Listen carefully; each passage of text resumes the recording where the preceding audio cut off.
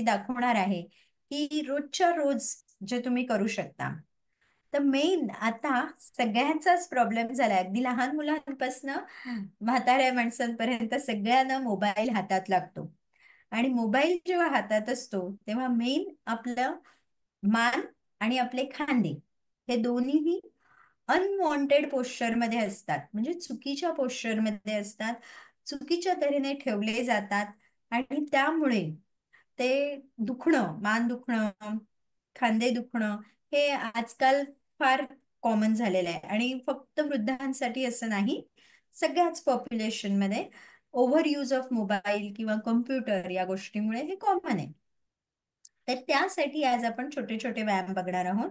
तिथे मी काही एकदम छोटे व्यायाम दाखवले, ते म्हणजे शोल्डर रोटेशन, खांद्याचं रोटेशन करणं, मान वर खाली करणं.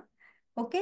हे जर दर तासाला 10 वेळा तुम्ही केलं तर तुमचे खांदे मोबिलिटी राहील, ते चांगल्या रीतीने हलू शकतील, रक्ताभिसरण योग्य तऱ्हेने होईल आणि त्यामुळे जे आखडून जाणं आहे ते कमी होईल.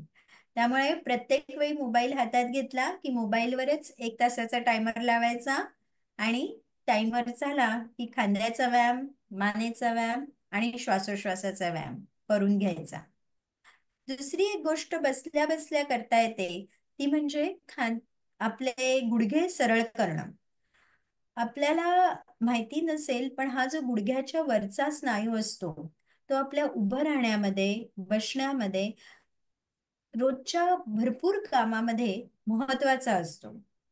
आणि तोच आपण आजकाल बसून राहिल्यामुळे, न हलवल्यामुळे कमजोर होत जातो किंवा त्याच्यामध्ये जास्त स्ट्रेंथ राहत नाही. तर तो सिंपली फक्त खुर्चीवर बसून गुडघे मध्ये मध्ये सरळ करणं या एका व्यायामाने आपण त्याला कार्यक्षमतेच्या निदान 70-80% तरी ठेवू शकतो आणि ते करणं खूप गरजेचं आहे. हे छोटे छोटे काही जस्ट 2 एक्झाम्पल दिले. ह्याच्या पलीकडे प्रत्येकाची रिक्वायरमेंट बघून आणि प्रत्येकाचं काय दुखतं आहे, कुठला त्रास आहे, डायबिटीस आहे, हायपरटेन्शन आहे, थायरॉइड आहे, त्यानुसार प्रत्येकाला वेगवेगळे व्यायाम दिले जातात. इथे वरच्या चौकटीमध्ये जे व्यायाम दाखवले आहेत त्यांना आम्ही बॅलन्स ट्रेनिंग म्हणतो किंवा संतुलन सांभाळणं हे म्हणतो. मेन म्हातारपणामध्ये काय होतं की पडल्यामुळे इंजुरी होते.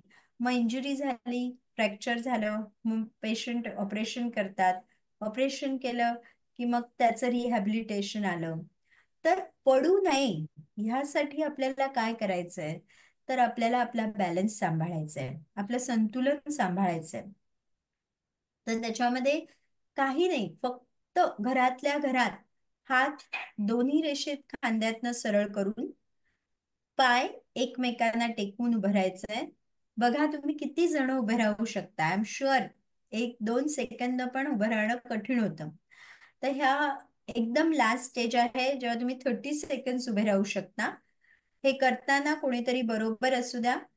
फिजिओथेरपिस्टची मदत घेतली तर उत्तमच, पण नाही तर तुमचे जे केअरटेकर असतील, घरातील लोक असतील त्यांना बरोबर ठेवा आणि तुमचा बॅलन्स तुम्ही चेक करा.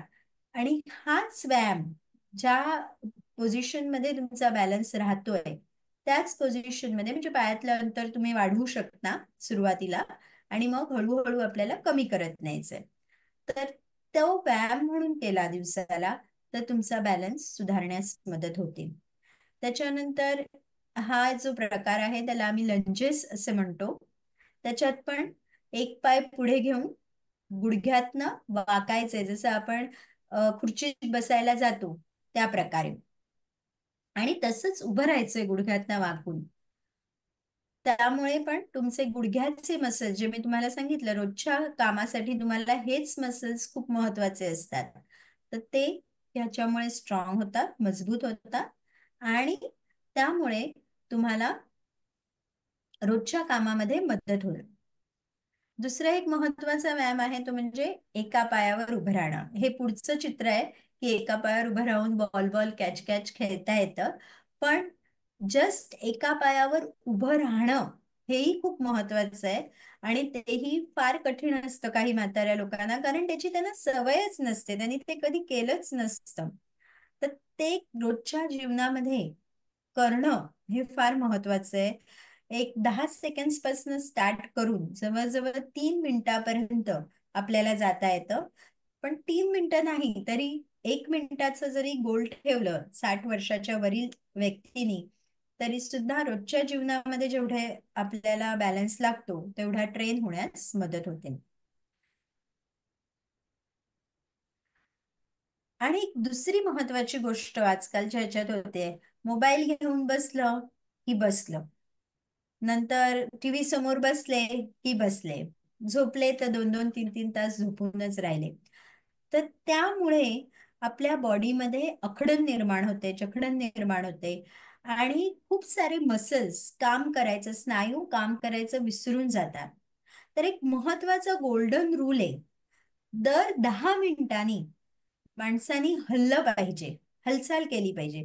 तुम्ही खुर्चीत बसले, काय नाही, उभे राहा, परत बसा.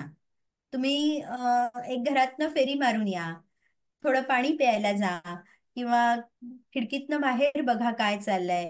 काही नाही तरी स्वतःचे हात फक्त वर करा आणि परत बसा. हा एक जर गोल्डन रूल तुम्ही पाळला की दर 10 मिनिटाला माझ्या शरीराची काही ना काहीतरी मुवमेंट झाली पाहिजे, तर तुमचे मसल्स स्ट्रॉंग राहण्यास खूप मदत होतात. आणि म्हाताऱ्या लोकांसाठी हे अतिशय आवश्यक आहे. जास्त वेळ एका पोझिशन मध्ये बसणं, उभं राहणं, झोपणं यामुळे जास्तीत जास्त जॉईंटचे अखडन होणं किंवा मसल कमजोर होणं ह्या गोष्टी होत असतात. तर जेवढं तुम्ही हलाल डुलाल तेवढं तुम्ही चांगले राहण्यास मदत होईल. तर आजच्या आपल्या छोट्याशा व्हिडिओमधनं हेच घ्यायचं आहे की प्रत्येक जण वेगळं असतं, प्रत्येकासाठी ट्रीटमेंट वेगळी असते. तर फिजिओथेरपिस्ट ना विचारूनच साधे स्ट्रेचिंग, चालणं, थोडं स्ट्रेंथनिंग हे एक्सरसाइज करून घ्यायची गरज आहे. आता खूप साऱ्या गोष्टी अवेलेबल आहेत, जसं मी म्हटलं मोबाईलवर तुम्ही टायमर लावा, टायमर वाजला की आपल्याला हलायचंय, टायमर वाजला की आपल्याला गोळ्या घ्यायच्या आहेत, बाहेर पडायचंय, हात वर करायचे, अशा छोट्या छोट्या गोष्टी आहेत. त्या तुम्ही तुमच्या डेली लाईफमध्ये, जस्ट व्हॉट्सअप बघायला तुम्ही मोबाईल वापरू नका, नुसतं युट्यूब बघू नका. तर दुसरे फंक्शन्स आहेत, तर त्याचाही वापर करा, टेक्नॉलॉजीचा वापर करा आणि स्वतःचं लाईफ मोर इझी करून घ्या. आणि ह्या ज्या सगळ्या गोष्टी आहेत ह्या फुलपाखरासारख्या आहेत. जसं आपल्याला छोटूस किडा असतो आणि मग तो कुकून मध्ये जाऊन त्याचं बटरफ्लाय होतं, त्याला एक 14-15 दिवसाचा कालखंड द्यावा लागतो. तसं आपल्या शरीराला कुठलेही नवीन व्यायाम शिकायला, जीवनात त्याचा रोजच्या रोज वापर करायला निदान 21 दिवस त्या व्यायामाची, त्या गोष्टीची प्रॅक्टिस करावी लागते. श्वास घेणं तर आपण दर मिनिटाला घेत असतो, पण करेक्टली श्वास घेणं हे जे महत्वाचं आहे ते शिकायला आणि प्रॅक्टिस करून ते आपल्याला अंगीकारायला 21 दिवस लागतात. तर तुम्ही 21 दिवस कंटिन्युअसली कुठलीही गोष्ट प्रॅक्टिस केली तरच तुमच्या शरीरामध्ये त्याचे पॉझिटिव्ह इफेक्ट्स तुम्हाला दिसणार आहेत. आज 1-2 दिवस करून बघितलं मग सोडून दिलं तर पॉझिटिव्ह इफेक्ट्स दिसणार नाही. मेन तुम्हाला या छोट्याशा व्हिडिओ मधनं घ्यायचंय ते हालचाल महत्वाची. तुम्ही तुमच्या यांच्याप्रमाणे हालचाल करा. हालचाल करताना बघा की ती दर 10 मिनिटांनी होतेय, दर तासानी तुमची पोझिशन चेंज होतेय.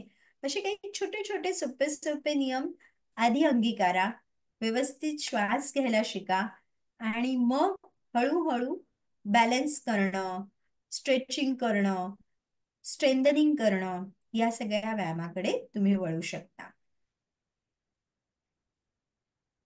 तर छोटीशी गोष्ट आज आपण इथे संपूया. वृद्धत्व हा एक प्रवास आहे हे लक्षात ठेवा आणि फिजिओथेरपीची मदत ही तुम्हाला तो प्रवास सुरळीत करण्यासाठी मदत करणार आहे. सक्रिय राहा, हालचाल करा, व्यावसायिक सल्ला घेण्यास मागे पुढे पाहू नका. आणि जर तुम्हाला हा व्हिडिओ उपयुक्त वाटला तर अधिक आरोग्य टिप्ससाठी लाईक, शेअर आणि सबस्क्राईब करायला विसरू नका. पुढील व्हिडिओमध्ये भेटू. तोपर्यंत निरोगी राहा, आनंदी राहा आणि हालचाल करत राहा. थँक्यू.